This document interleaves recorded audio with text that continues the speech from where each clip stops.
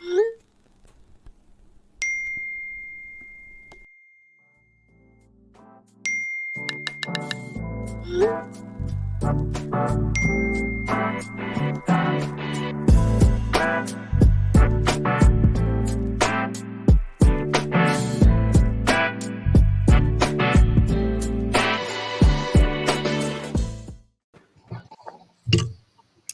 everybody, welcome family. Hi. How y'all feeling? Good. I'm doing good.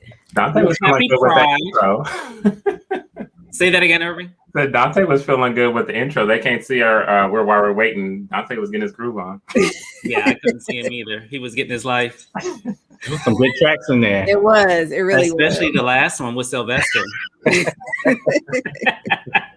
He will give you a good turn up. Listen. So happy Pride, and given that it is Pride Month, we are dedicating this episode to talking about race and sexuality. And it's interesting because over the past several days, we've been texting, of course. There's always something that pops off when I think we least expect it to, when we think about what our topics are going to be. And I want to just jump right in and start talking about pride and inclusivity, specifically because there was something that happened here in DC over the weekend at one of our local gay establishments. And, there's a video circulating on social media of a young Black woman that's being dragged down the stairs by her braids by security in this particular gay establishment.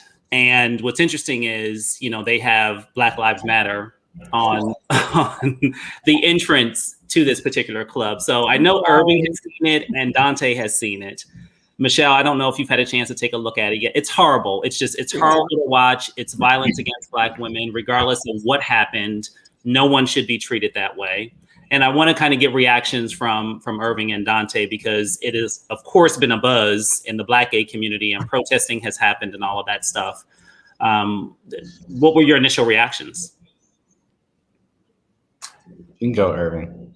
I mean, this is going to sound very sad to say. I was not surprised. I think, while we are focusing on pride and the community, I think what we notice is a consistent theme, no matter what intersection you're talking about, is just the lack of respect for Black bodies.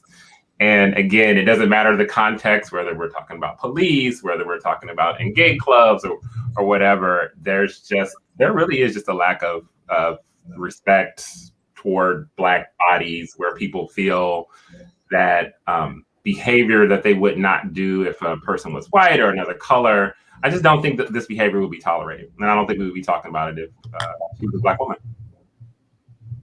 I agree, Irving. I think what came to mind again is that quote from Malcolm X: always the most disrespected person in America is the Black woman. Mm-hmm. And you're right. It transcends sexuality. It transcends everything. It's just Black bodies are not valued in this country. And it doesn't matter what your sexuality is. It doesn't matter what you do for a living. It's just like we get disrespected at every turn, and it was sad to see. But of course, I wasn't surprised like you either, because in DC we also know we have a very segregated, gay culture here. There's Black culture and there's white culture, and we have our clubs. White gay people have their clubs too. And we've all been treated and noticed the difference in treatment when we go to white clubs versus when we go to Black clubs. And I think that's why we have our own spaces too in this city. So yeah, it wasn't surprising to me. Michelle, do you notice that in Chicago? I mean, certainly we know you have gay friends and you've partied with us in gay clubs and stuff like that. But have you noticed that in Chicago?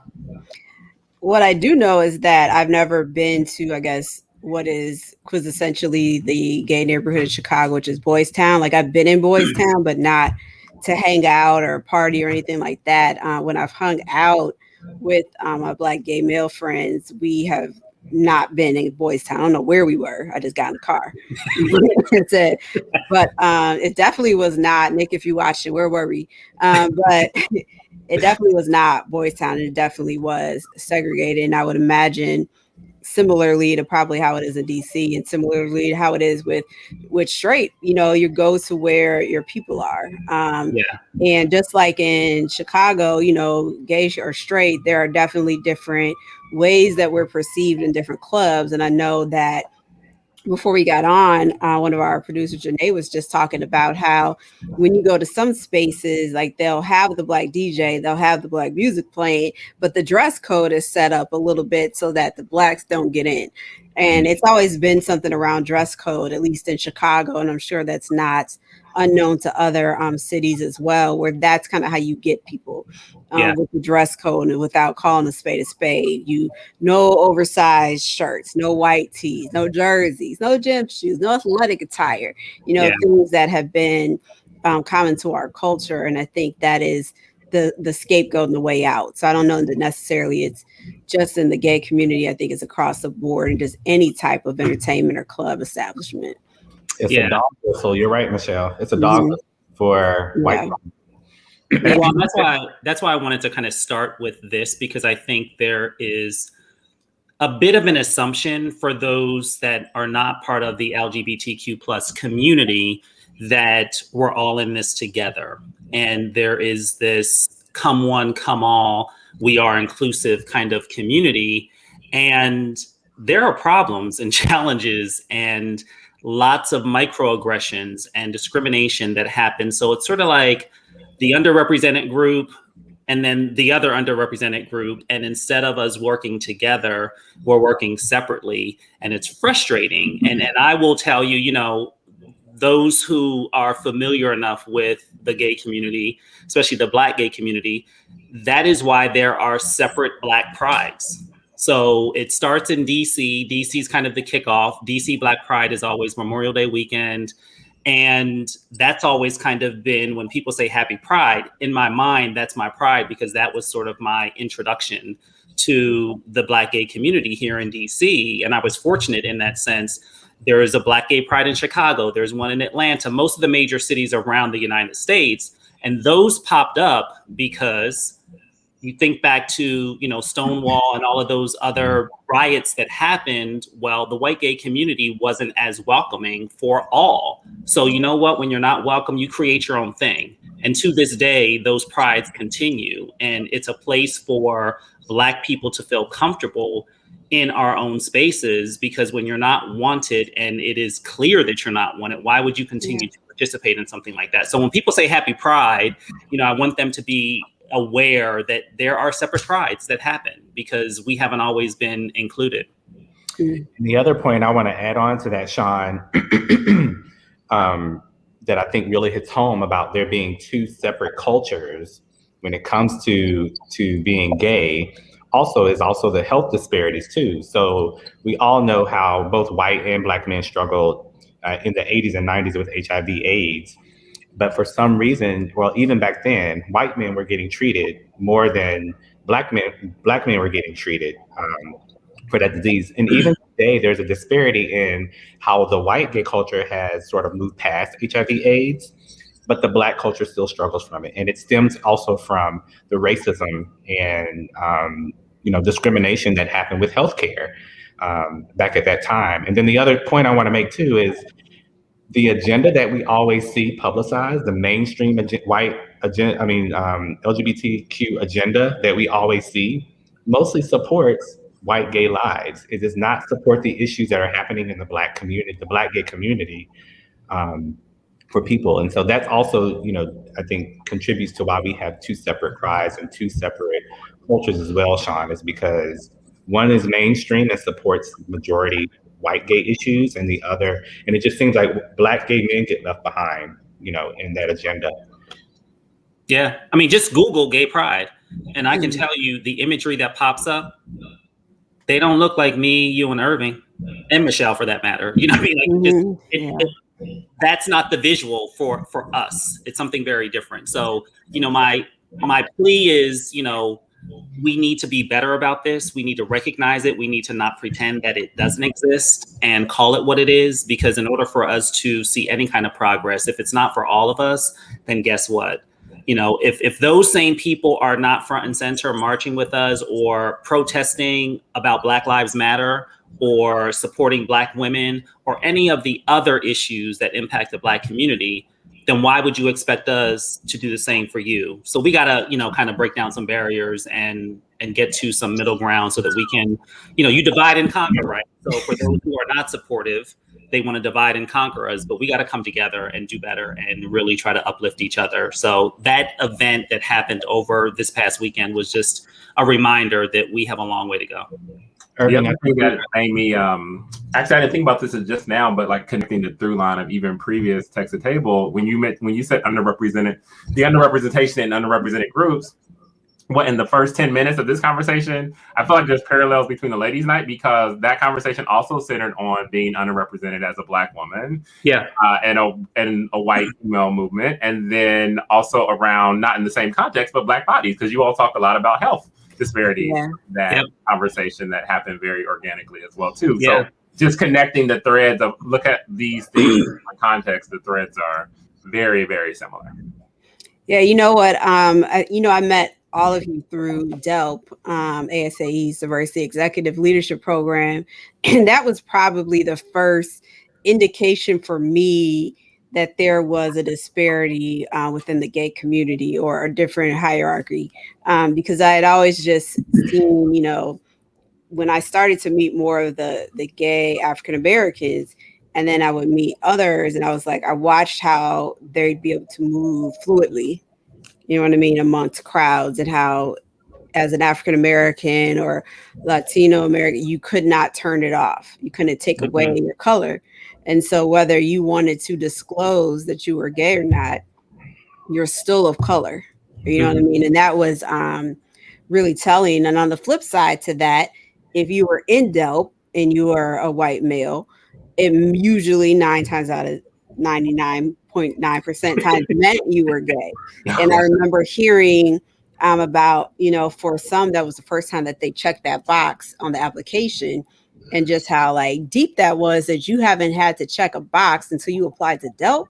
You know what I mean? And nobody, you could keep this to yourself if you so chose until you apply for DELP. And where that was really profound in that they got to identify themselves, which I was really happy that they were able to be themselves. It also reminded me how minorities, people of color, don't get to choose when it's time to check a box. You know, you're already in it, whether you want it or not. And it's been a very interesting thing for me since I've been in DELP. Has really been where I've been most just enlightening about it. So yeah, that's all. Michelle, you made me actually think about something. Hearing you talk about that, I was sitting here and I've made this statement before, but I haven't really kind of made it, I guess, as publicly as this. But my Blackness leads my gayness, because this can get me killed by the police, by any white person who may feel threatened by the color of my skin. I acknowledge that I'm gay, but there is no I'm Black and gay. My Blackness will always be, because in this country, I mean, we've had umpteen conversations about that. I can be killed and be a threat, perceived to be a threat to some. So that's sad, because I wish I could, you know, at this juncture in my life, I wish I could embrace both fully and lead with that. And Donté and Irving, I don't know if you feel the same way, but it's just something that, you know, hit me when Michelle was talking. No, absolutely. Yeah. You're Black before you're anything else. You know, I think, and Michelle made a comment during the ladies' night session 2, where she was like, I'm Black before I'm a woman, to, you know, to a lot of people. So I got some flack from that. Really? People said they didn't understand what that meant and why I felt I was Black before as a woman, because just like you can't hide your Blackness, you can't hide that you're a woman. I'm like, you can. If I wanted to, I could. But you know what I mean? But, and I got some flack about that. Like, well, what do you mean? Like, what does that mean? And I was like, exactly what I said. So the conversation didn't really go beyond that, but it was interesting to see how many people were bothered by that statement. And I was like, you know, I'm sorry you feel that way.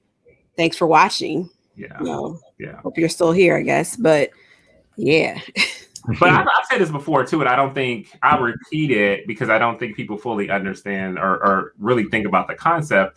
In most cases, for a lot of people, you are most closely identified for your most oppressed identity. Right. So we're sitting here talking about we're black, gay, man, but at the end of that, it's a man. So we got lesbians, we got trans, we got all the letters. There's a lot of privilege that the three of us as men have included in that. That's not represented right here, but acknowledging that exists but to your point, Shawn, being black for me is my most oppressed identity, quote unquote, in mainstream world. So that is what I identify with most. And so I think what happens is when you intersect people of underrepresented groups, for someone else, for example, let's just hypothetically saying like a white gay male, they will identify with being gay as being kind of the oppressed group, and they will be very passionate around it. So they don't understand, well, how don't you? I'm like, well, hold on, you listen, I had a whole bunch of stuff before I get to gay. To your point, I gotta survive in the street. Right. Right. So right now, when I get to the park parade, right. Right. Yeah. Absolutely. Let's shift gears and talk about the gay flag. I mean, it's iconic, right? Like you see the rainbow, everybody knows the gay flag. So of course, there has to be some drama around that. And Michelle, I don't think you knew this. So I don't even know how many years ago, maybe 3 or 4 years ago, they've added colors to, thank you, the flag. It started with, the rainbow, and then they added in the black and brown to represent, black and brown people in the gay community. And then these other colors were added in to represent trans and also lesbians. But when the black and brown colors were added in, and this, I don't know if it started in Philadelphia, but there was an outroar about adding in and changing, the flag. And this headline kind of jumps out at me. Philadelphia's new inclusive gay pride flag is making gay white men angry. So then it goes back to, well, wait a minute, aren't we supposed to be inclusive? Like, it's just adding in some other colors. Who cares if it makes one group that doesn't feel included, make them feel better about being seen as part of this? And of course, it's now here and change happens. But I just find that fascinating that those two colors cause so much uproar over something in a community where it's like, we're still all kind of being marginalized. I say take my colors off of that too. I was given the biggest eye roll. And here's why. Because to me, and I don't know if you guys have heard of the term same gender loving. Yeah. So that's being used among gay men of color as an alternative to LGBTQ. And it goes back to what I was mentioning before, because this rainbow flag and the letters LGBTQ historically represent, again, pride for the white gay agenda and pushing the white gay agenda forward. We have always been marginalized. We have always been looked at as less than, even in the gay community. Even, we've been drugged out of clubs where that gay flag has been flying, that rainbow flag has been flying. And so for me, unless that flag with these two colors now includes the Black gay issues as well, and the things we need to overcome and fighting for our issues as well. Yeah. You can keep it. We gonna make our own flag. I'll start. I'll try to design something tomorrow. But I'm like, don't include us on that as just sort of this superficial, or we're being inclusive. It's equivalent to these corporations putting out diversity statements and not doing anything. That's what it is to me. So I'm like, that's why I'm like, I don't know. I'm not feeling this flag at all. That's something new. Good point. It also made me think, so everyone should know that I work within the media field. And so a conversation that comes up more and more now is about objectivity. And one of the discussions that I was having, and I think if you think about Black Lives Matter in this stance, is that for most organizations in the media who are working journalists, representing pride, going to pride events, all of that is generally accepted. And I would think overall in the country, particularly, that while there's still definitely discrimination and there's oppression, all that, pride is generally accepted as people are embracing of it in a lot of different ways, at least publicly facing.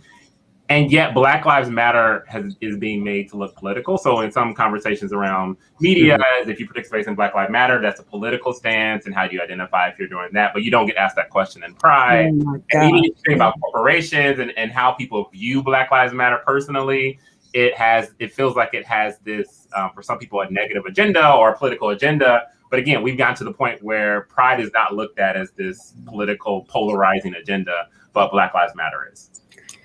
Michelle, did your organization do anything specific around Pride, any events, or kind of acknowledge the month? Oh, yeah. Okay. Yeah, absolutely. Yeah, we always have. We've done definitely recognition. We have an event coming up next week. It's actually a LGBTQ trivia night, but we've done for every Heritage Month, we try to make sure that we're recognizing whatever it is appropriately. The last thing I want to do is acknowledge something and do it wrong, because I've seen that happen to me, many a times. But no, we definitely have, as we always do. But Irving, something that you were saying made me think about just even years ago. Again, like through ASAE, I think we were always talking about how we had the different things, like you can have like sessions around like women and the women, lean in circles and all that. And you can have like the LGBTQ events that you can go to, but it was always so cliche to have like an all Black event. Like you had to have a diversity event and it had to be encompassing of diversity. And I was always like, why is it so scary to recognize Black people? Why is it scary to shout loud about Black History Month, but you can shout loud about Pride Month and Women's History Month, but you got to be quiet when it gets to Black History Month. And it wasn't until last June that we started doing this. And it just, you reminded me of that, because how many times have we pre-text the table, talked about how come we can't bring all the Black people together? Why do we have to hide in private to talk about our issues or to celebrate our advances? But for women, we can all jump on the stage and shout together. And for, saying for LGBTQ, we can all jump on the stage and shout together. But when it came to being very specific to African Americans who, quite frankly, have had so much disenfranchisement from the time we got here, not by choice, we can't say anything about it until last June. It became appropriate. Yeah.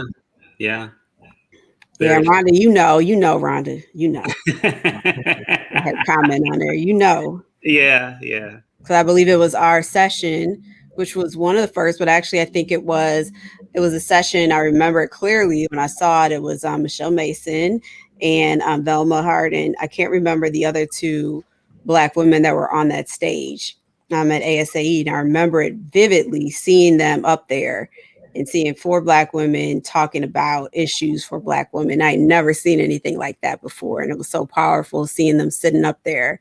And then we never saw it again until we did it, and then what that was like, trying to get that approved.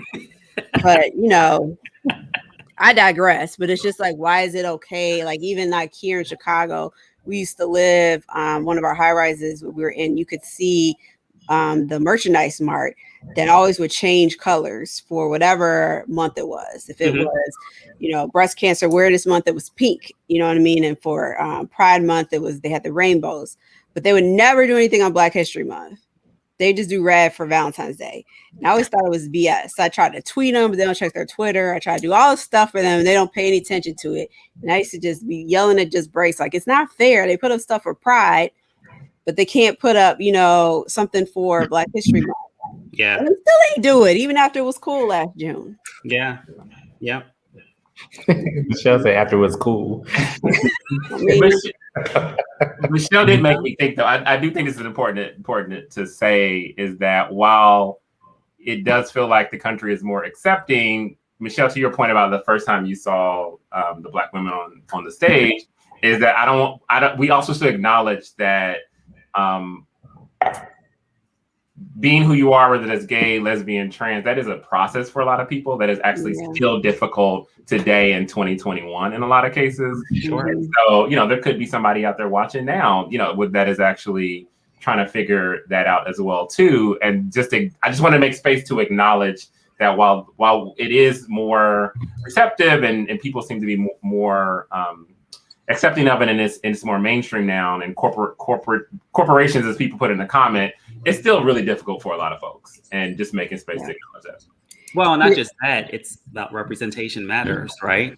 And making sure that, we continue to push for that change, because having just one is never good enough. And to Michelle's point, if you got 4 altogether, well, why should that be such a bad thing? But, Can I ask you all a question? I know for me coming up, and especially in like college, it was very cliche for like especially Black men to come out as being gay, and it was always seen as a really difficult climb within the church, especially, and then within the Black community just in general.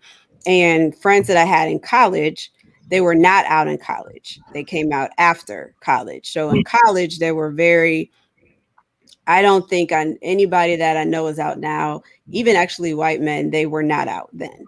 Even with some women, a lot of the women that I knew there, same, they were not out. It was well after I graduated in 2003.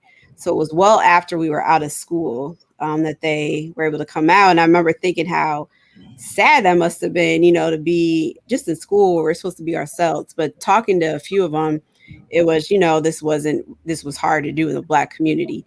Do you still see it that way? And if so, you know what I mean? What is something that I know this is a forever ending question, but that the Black community to do to be more accepting and inclusive and making this? Because I just think about the friends that I've had that took years after graduation to finally, be able to be comfortable. And it's painful. Michelle, I literally saw this on Instagram and I saved it because I'm like, oh, let me see if this makes sense if it comes up in the show. So this is the post. I'll just read it real quick. Queer people don't grow up as ourselves. We grow up playing a version of ourselves that sacrifices authenticity to minimize humiliation and prejudice. The massive task of our adult lives is to unpick which part of ourselves are truly us and which parts we've created to protect us. Yep. I think that's spot on. And Michelle, I went to Howard, so, back then it was very different. I was not out, didn't come out until publicly, after college, even though I was in a relationship the entire time I was in college, but it was kept very quiet. And I think that's true of a lot of people in our generation. It just wasn't as accepting. But these babies nowadays, they got no time for you're not accepting it. Exactly. Accepted or not, but it was not that way. I came out of college before you did, 10 years or so, but it was not that way.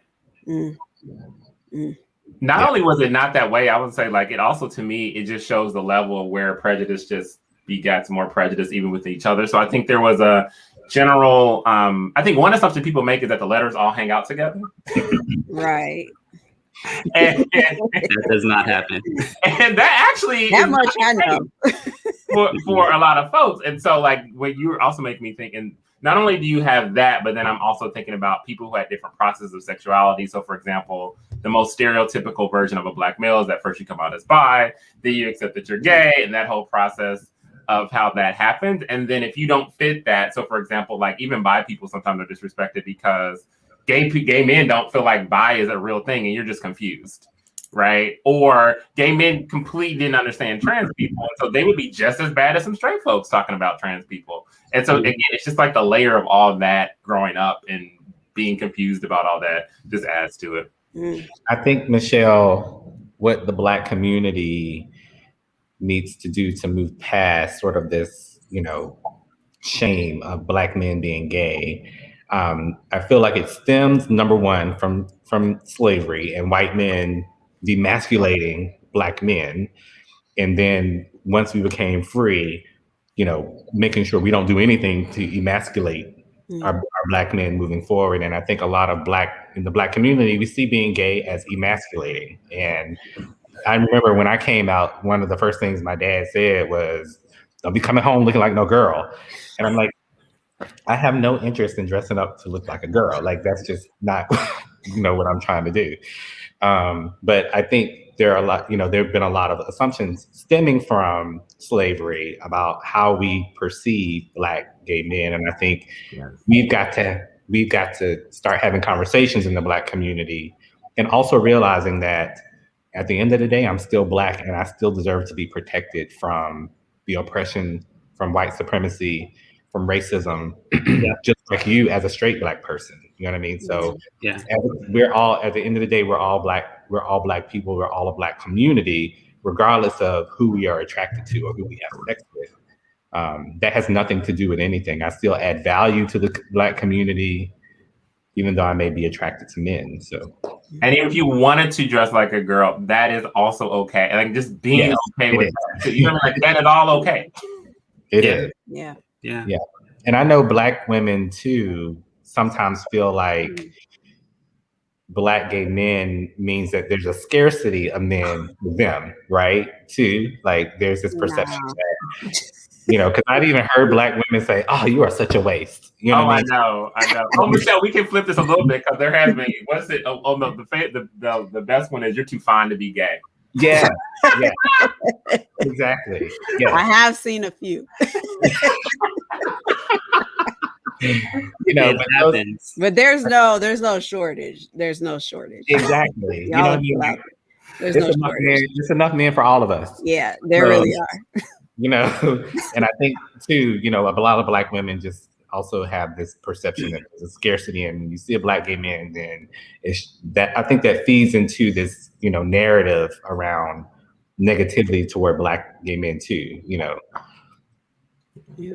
Yeah. Well, let's get to the last topic, and Michelle, I'm going to lean on you a bit for this one, but allyship. And certainly with your exposure to the LGBTQ plus community, you are very comfortable. But I wonder, what does allyship look like for you? I mean, I know what it looks like for me, and Irving and Donté, you can chime in as well. But I'm just curious because I think that there's a degree of allyship inside of the community, and then there's a degree of allyship outside of the community, and we need both. But since you're outside of the community, I want to kind of hear from you what that means, because I know you have gay friends as well that you're very close with. So yeah, you know what? Actually, I'll be very transparent. Is that I don't really have that definition of what that looks like, and I honestly never necessarily looked or labeled myself, you know, as an ally. And you know, I've had this dialogue, and I mean this, it really took DELP for me to be exposed to, you know what I mean, what you all go through and what your life is, because coming in, you know, I just didn't have exposure. Like I pointed out, everyone in college was not out. High school, they were not out. And you guys know my boy Nick, you know, that was probably one of my first, you know, out gay friends that I had, and he can give a damn, you know, so we just kicked it. It wasn't even about, you know what I mean, like, oh, by the way, it just, we never discussed it, just what it was. And so I think it wasn't until DELP when there was the Minneapolis used to throw the parties. Yeah. And there was a time when you didn't go to a gay party or you'd be perceived as gay, like you're not supposed to go. And so that was always kind of how it was pre-DELP, like, oh, you know, that's party's not for straight people, we don't go to it. Yeah. And then it was in DELP when it was like, well, you know, Minneapolis is having, you know, you got to go, it's the gay night. And I was like, okay, cool. And I had been like in DC when I went to American University for a semester, I had been to like a gay club before and stuff. So it was like, it's going to be like that, I'm gonna go, you know, we kicked it. But it really wasn't until, you know, I started going and realizing this is a form of support, you know, just like I want individuals to be at the DEI reception, even though I wanted our own, but you know what I mean? But just like that, it was like, this is a show of support, and no one's here going to try to hit on me, and no one's here doing that. And I started to learn more, just talking to individuals. And I think I thought about a lot of my friends that were in college that had since come out, and really thought about how difficult. And I remember actually saying to some of my, you know, extended family members or people I knew in the church and saying, you know, one day you're going to look back and we're going to be like, shame on us for saying this is wrong. Shame on us for saying this is how God wants this. And everybody was like, no, it's not going to be like that. I'm like, I bet you one day you look back, because I've met way too many people that God does not approve of the way you're responding to that. And I think if anything, I don't call it being an ally, I just call it being vocal. And the more I learned, the more vocal I became, and just the more I would, when people would make comments, or gay slurs or whatever, I would correct them, or I would say something. And I think I don't even want to call that allyship. I feel like that's too much credit. I think it's just about doing what's right. You know what I mean? And it really shouldn't take having to meet people, but it does. You know what I mean? And it does take that exposure, which is why I am Team Michelle, and I have so much, empathy, to those that don't have Black friends, because it really opened up eyes for me. And so the other people in my life that I've been exposed to that later came out later, it was one of those things where it just wasn't a thought. You know what I mean? Because I've been able to be more accepting. But I think the biggest piece is, just like I would want you to do racially, is to correct people. You know what I mean? When they make assumptions for anybody that's of LGBTQ, just make corrections to language, make corrections to assumptions, speak up, speak out, and defend. Because I think so many times people have just negative things to say. And if you don't check it, it keeps going. Yeah. So Donté and Irving, your turn. And there's a question here from my, Cass is one of our ride or dies, because she's always on all of the shows. She's Michelle, Soror, Delta. I'm curious as to what the guys think allyship looks like. Is it intentional, active, or is it acceptance? I can jump in there. I think we probably have different thoughts on this, because I'm thinking also last year with Black Lives Matter and people publicly saying stuff. Yeah. This probably also stems to my love language, which is acts of service. So I really don't care a lot about all the stuff you post publicly. When I think about all the stuff that I don't see, that's really what is important to me. And that's how I've internalized allyship. So Michelle, I found it interesting. Michelle said she doesn't consider herself an ally because that is giving it too much something. And I feel the same way in areas where I'm in sort of the majority group. And so I look at allyship as all the stuff that I do that people don't know I see, and I actually don't really tell you unless it's relevant to a conversation in a one-on-one or a group setting. To me, that's what allyship looks like. Okay. I think for me, it's two things. I feel like it is about acceptance and allowing me to be the fullness of myself whenever I'm in your presence or whenever I'm engaging with you. And not having an uncomfortableness about that or a judgment about that either. And I also feel like allyship is, in addition to supporting things that are happening, with other areas in the country, but also supporting specifically Black gay issues that are happening. So learning about AIDS, HIV, education, or volunteering to help out at a clinic, or volunteering to do, some sort of group conversation, learning about those things and helping to support that, I feel like is allyship as well. Shawn, one other point I forgot to make too is I think in allyship, and in some other lifetime, I'm probably a psychologist because I find humans fascinating, but I think it's also flipping the narrative around things that we talk about being Black. And so in terms of being allies, my goal within the spectrum of LGBTQIA is that we don't have to have another moment of someone dying or some tragedy to rally around all of the letters and have all of the letters have a moment, have space for conversations with each other, for each other, publicly, privately. And so obviously there's a lot more discussion around trans. I have personally loved Pose. Not that is the only representation of that, but that has been one of the things that have been helpful for me. But it's like, let's not have another moment in allyship where somebody has to die or some tragedy has to happen for us to uplift other oppressive groups within the spectrum of UI. Absolutely. Yeah. And for me, I think allyship is the same as it is, when we were talking about, Black and white issues. It's spending your privilege, and making sure that you are putting action behind the words and not just saying it or doing it when you think it's appropriate, but it's standing up for people that you know, or, you know, when things are wrong, they're wrong politically, socially, and that means getting uncomfortable sometimes. Yeah. And we also need to give people the space to be our allies, because I think sometimes, you know, there are people who, you know, they may not be part of the community, but we shouldn't call them out and make them feel bad if they are trying to support us, as if they don't have a right to do that. And that also gets to, you know, what I meant by inside the community. I need our white LGBTQ plus brothers and sisters to also rally around these Black issues, and stand up for us when we are fighting for what's right for us, and not be quiet and then look around like, well, where are y'all when we talking about gay marriage issues, or we talk about, can I go buy a cake in a bake shop? All of that stuff is still horrible, right?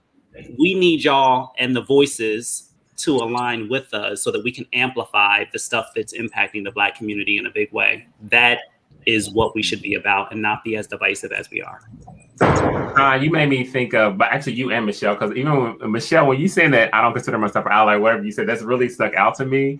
And even when we're talking about allyship, I feel like one of the things of allyship is you're comfortable in what your allyship looks like, regardless of what people say. So whether people acknowledge it or not, you are comfortable in what that looks like for you and your actions. And I think that is a true sign of allyship, because you're confident in your own skin about what you are doing to do that. And I think that the people that are looking for approval or likes or shares or all that, I think those are the people that actually still need work, because it's not genuine yet. Like, I know my friends will check me. You know what I'm saying? So that's, I think, at the core. And I've gotten some calls, you know what I mean, on stuff that maybe, you know, my organization has said that, hey, tweak this, you know what I'm saying, or stuff like that. And that's where I'm at. Like, so yeah, it's like, just, that's where I'm at. Like, I don't need to post anything special or do anything like that. Just do it what it is. But like I said, I know I'll get checked or pulled to the side if it's like, hey, address this way, or did you know about this piece for me? And that's all I can ever ask for. And you welcome the check-in. See, that's allyship. Right. You welcome being checked. That's allyship. Enough people to receive it. Okay. You coming to me, I'm like, okay, I'll receive my check. Okay, all right. That is a tweetable comment. I love it. I received my check. Yeah. Closing remarks, fam. Anything you want to close with as we get ready to wrap up this episode? It's actually been pretty fun. Yeah, it was fun. I'll just start off and just say that, you know, for Pride Month, I just hope that people just feel empowered to show up who they are, how they feel, and just be themselves. That is probably the biggest thing for me, is people just thinking about having to be in a closet, thinking about having not to be able to be your authentic self. And I know from a perspective of just being Black and where you come up with all the code switching and then the add-on sexuality on top of that, I couldn't even fathom. So that's what I just hope for Pride. If there's anyone here that is watching today, if you are in a space where you don't want to be fully out or you're not comfortable yet, you know, I hope that there was some inspiration from today that helps you know that you deserve to live in your truth every single day, regardless of what people think. And you'd probably be surprised how much support is out there. Donté. I'm sorry, I was trying to look up the resources that resources. Okay.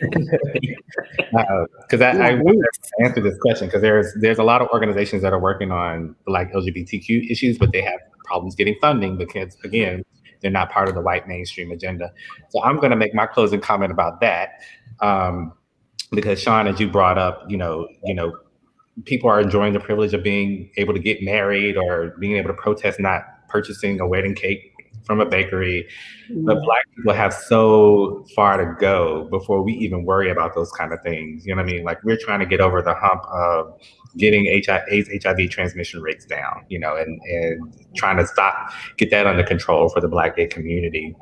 We're trying to, you know, get poverty under control for Black gay people, you know, homelessness, and trying to make sure teens are growing up well educated about their sexuality and how to manage that as an adult. So, you know, when we look at the LGBT community, we got to look at the whole picture, not just what's being advertised in the mainstream media. There's two different worlds out here when it comes to gay culture, and we got to get those resources out because about that before this. Well, one of them is, one of the organizations that I support, and I can just put it out there and people can look it up, but Us Helping Us, which is, an organization that provides, all kinds of healthcare, also, I think food for, Black and brown people it's actually the DC metro area specifically.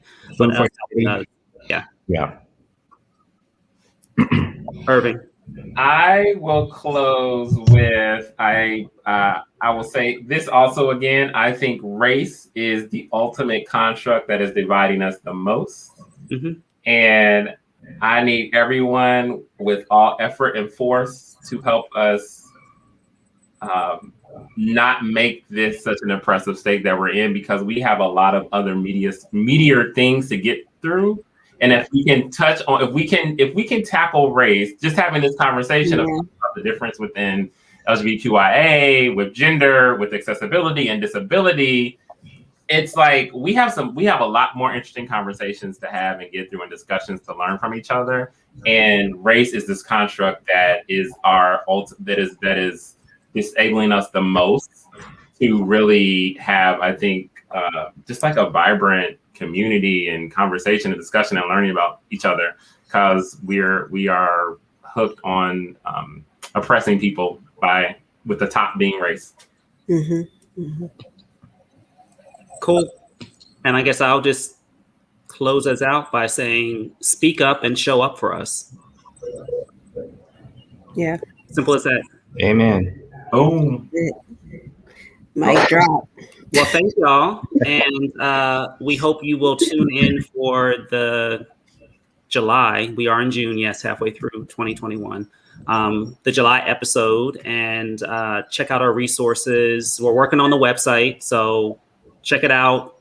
It's getting a redo and a makeover, trying to be more responsive to what you all need in our community as we continue to figure out what we're doing with Text the Table, because we're still learning new stuff, to be honest. Yeah. Thank you. July is gonna be lit. Yeah, our 1 year anniversary. 1 year anniversary. I know, I can't believe it. Do not miss Nick. You gonna come on now? Nick, he just now coming in.